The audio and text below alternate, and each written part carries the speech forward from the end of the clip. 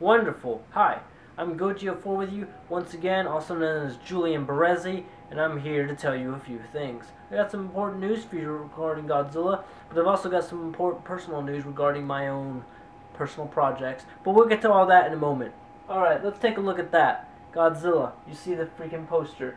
Now, obviously, my friends, I told you guys I was going to get you some images of the new footage or whenever it went up.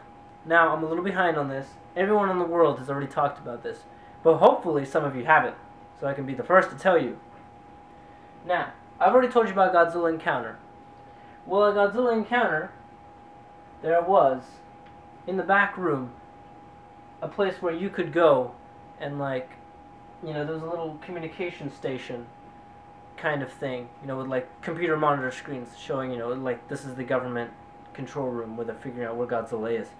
Well, after some time in the encounter, all of a sudden all these guys pop out of nowhere and like alarms start flashing and sirens go off and you're basically thrown into an elevator and you go up to a second level, which is like an office building room. And they're like basically like, oh, look out. And there's a window you can look out of and it shows like a city kind of. And like the ground starts, you know, shaking apparently and lights start going on and off.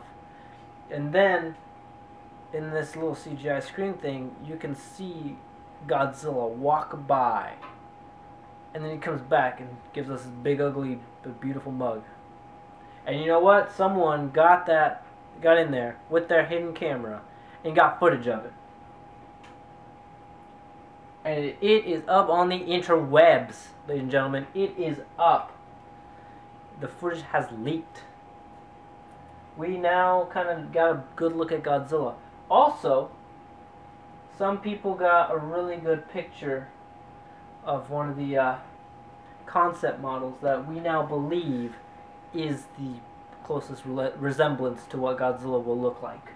Let me see if I can pull that up real fast. To just show you guys what I'm talking about. Hoo-ha! Eh, hoo-ha. Whew. Excuse-moi.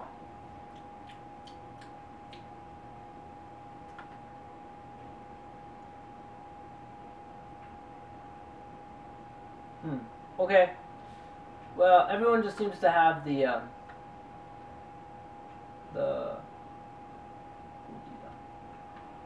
trailer.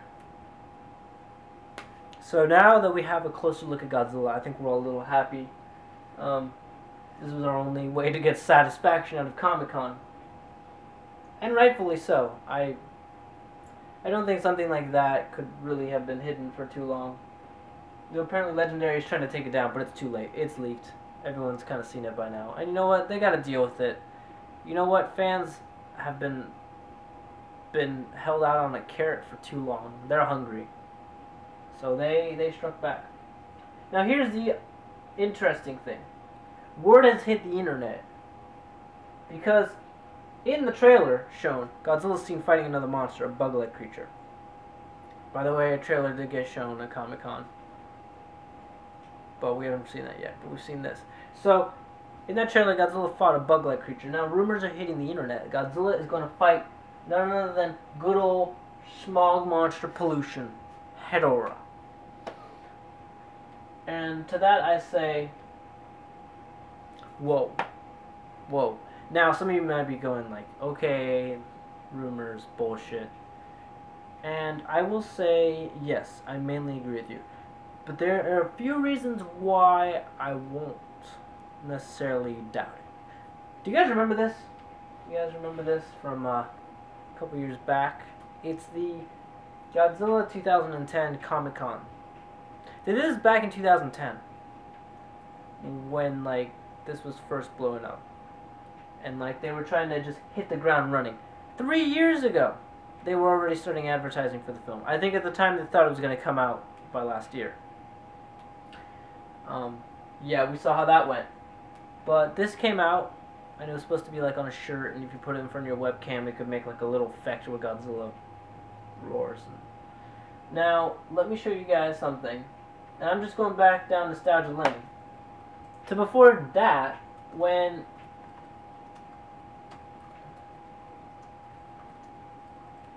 Do you guys remember a little thing called? Let me see if this pulls up. I apologize, ladies and gentlemen. Here we go. See if this works. I hope so.